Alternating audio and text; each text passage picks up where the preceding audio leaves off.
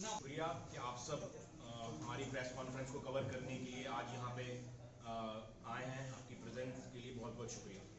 आप सब ने देखा कि पिछले पहले अपन बोलने के बाद सवाल लोगों की भीड़ ने वहां पे जुलूस निकाला, लोगों के घर तोड़े, मुसलमानों की मस्जिद को आग लगाई और पुलिस प्रशासन के सामने ये सब हुआ कि जितना भी नुकसान हुआ है, मॉस्क का, मस्जिद का डिमोलिशन हुआ है या फिर आग लगाई गई है या तोड़ा गया है, मैं आपको हमारी जो मांगे वो मैं पढ़ के बताना चाहूंगा। सरकार हाईकोर्ट के सेवानिवृत्त जज की अगुवाई में जांच कमेटी बनाकर पूरी घटना की जांच करवाए। पीड़ितों की शिकायत पर आवश्यक तौर पर अलग अलग एफआईआर लिखी जानी चाहिए। इस उपद्रव की वजह से जिन लोगों के वाणिज्यिक प्रतिष्ठानों को आर्थिक नुकसान हुआ है, उन सभी को राज्य सरकार द्वारा उचित मुआवजा तय किया जाए व उसकी भरपाई जल्दी की जाए, ताकि ये बेगुनाह अपनी जिंदगी को दोबारा से पटरी पर ला सके और खत्म हो चुके उनके व्यापार और धंधे सुचारू रूप से पुनः शुरू हो सके। आगजनी और तोड़फोड़ में प्रभावित हुए धार्मिक स्थलों को सरकार अपने खर्च पर दोबारा बनवाए। हिंसा होने की आशंका के बावजूद कठोर कदम नहीं उठाने के कारण हुई हिंसा में थानाधिकारी की जिम्मेदारी तय की जानी चाहिए। उनको तुरंत अपने पद और थाने से हटाकर नया थानाधिकारी लगाया जाना चाहिए। रैली में पैगंबर मोहम्मद के अपमान करने वाले नारे जिन्होंने लगाए, उन व्यक्तियों और संगठनों के विरुद्ध कठोर कार्रवाई की जाए, ताकि दोबारा राज्य का सौहार्द वातावरण खराब नहीं हो सके।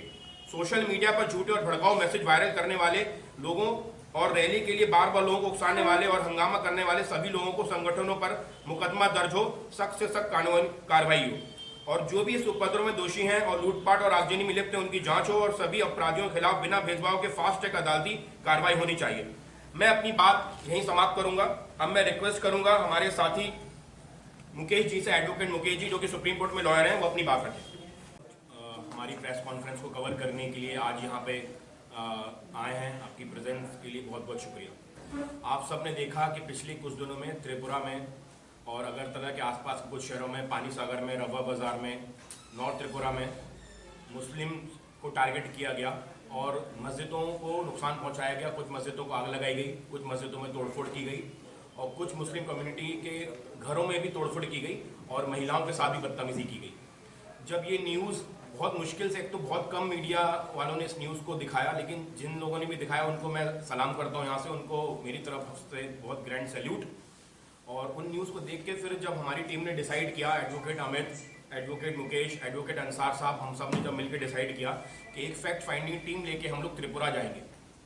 और हम लोग पिछले 3 दिनों से त्रिपुरा में हैं और यहाँ पे आसपास जहाँ पे भी माइनॉरिटी को टारगेट करके उनका नुकसान पहुँचाया गया है, वो हमारी टीम ने वहाँ विजिट किया।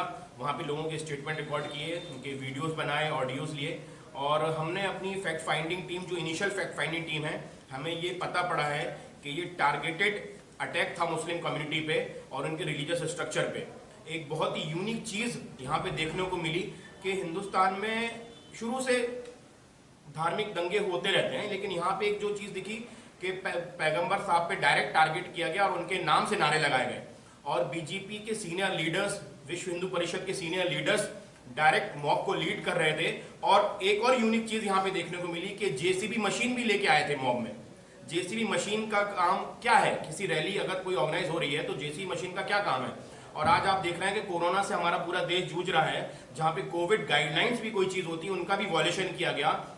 4,500 से 5,000 लोगों की भीड़ ने वहां पे जुलूस निकाला, लोगों के घर तोड़े, मुसलमानों की मस्जिद को आग लगाई और पुलिस प्रशासन के सामने ये सब हो रहा था। कितने वीडियोस आपने देखे हैं कि पुलिस ऑफिसर्स वहां पे हैं और उनके सामने ही ये दंगे किए जा रहे हैं और पुलिस वहां पे चुपचाप खड़ी हुई है। इतनी बड़ी रैली को अगर परमिशन दी थी, पहली चीज तो कोई ऑन रिकॉर्ड परमिशन हमें नहीं पता पड़ी। हमने जिससे ही बात करी तो हमें ये बताया गया कि ऑन रिकॉर्ड कोई परमिशन नहीं दी थी। परमिशन नहीं दी थी तो जिसने भी रैली निकाली उनके खिलाफ एफआईआर रजिस्टर्ड क्यों नहीं हुई? रैली को रोकने का काम पुलिस ने क्यों नहीं किया? और रैली निकलने के बाद जब ये दंगे हुए, मस्जिदों को आग लगाई गई और महिलाओं के साथ बदतमीजी की गई, तब पुलिस ने फौरन एफआईआर रजिस्टर्ड क्यों नहीं करी? अभी तक हम लोग ये जानने में नाकाम है कि कितने लोगों के खिलाफ एफआईआर रजिस्टर्ड हुई है और कितने लोगों को पुलिस छोड़ रही है। त्रिपुरा पुलिस कई बार ये बयान दे चुकी है कि बाहर से कुछ लोग आके हमारे यहाँ की स्टेट का माहौल खराब करना चाह रहे हैं, झूठी खबरें फैला रहे हैं। तो मैं